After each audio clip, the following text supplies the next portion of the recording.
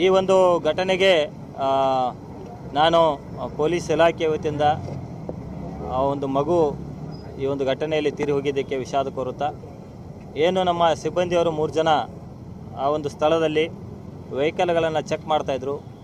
ಆ 3 ಜನ ASIಗಳು ಅವರು ಸರಿಯಾದ ಸುರಕ್ಷತಾ ನಿಯಮಗಳನ್ನು ಪಾಲಿಸದೆ ಈ ವಾಹನಗಳನ್ನು ತಪಾಸಣೆ ಮಾಡ್ತಾ ಇರುವುದು ಮೇಲ್ನೋಟಕ್ಕೆ ಕಂಡು ಬಂದಿದ್ದರಿಂದ 3 ಜನ ASIಗಳಾದ ASI ಜಯರಾಮ್, ASI ನಾಗರಾಜ ಮತ್ತು ASI ಗುರುದೇವ್, ಈ 3 ಜನ ಸಿಬ್ಬಂದಿಯವರನ್ನು ನಾನು ತಕ್ಷಣದಿಂದ ಜಾರಿಗೆ ಬರುವಂತೆ ಅಮಾನತುಪಡಿಸಿದ್ದೀವಿ ಮತ್ತು ಅವರ ಮೇಲೆ ಇನ್ನೂ ಹೆಚ್ಚಿನ ಒಂದು ವಿಚಾರಣೆಯನ್ನು ನಾವು ಕೈಗೊಳ್ತೀವಿ.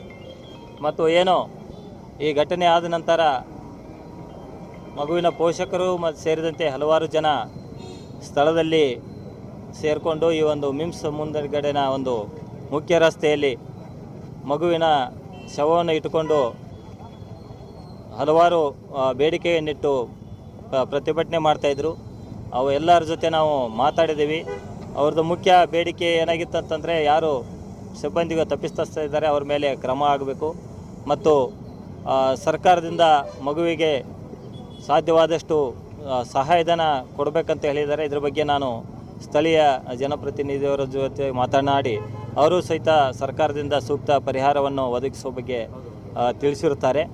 ಮತ್ತು ಇನ್ನು ಮುಂದೆ ಸಹಿತ ಈ ರೀತಿ ಘಟನೆಗಳಾಗದಂತೆ ನಾವು ಸಹಿತ ನಮ್ಮ ಜಿಲ್ಲೆಯಲ್ಲಿಯ ಎಲ್ಲ ಅಧಿಕಾರಿ ಮತ್ತು ಸಿಬ್ಬಂದಿಯವರಿಗೆ ಸೂಕ್ತ ನಿರ್ದೇಶನಗಳನ್ನು ಕೊಡ್ತೀನಿ. ಮುಂದಿನ ದಿನಗಳಲ್ಲಿ ಈ ರೀತಿ ಘಟನೆ ಆಗದಂತೆ ಸೂಕ್ತ ಗಮನವನ್ನು ನಮ್ಮ ಇಲಾಖೆಯಿಂದ ಹರಿಸ್ತೀವಿ.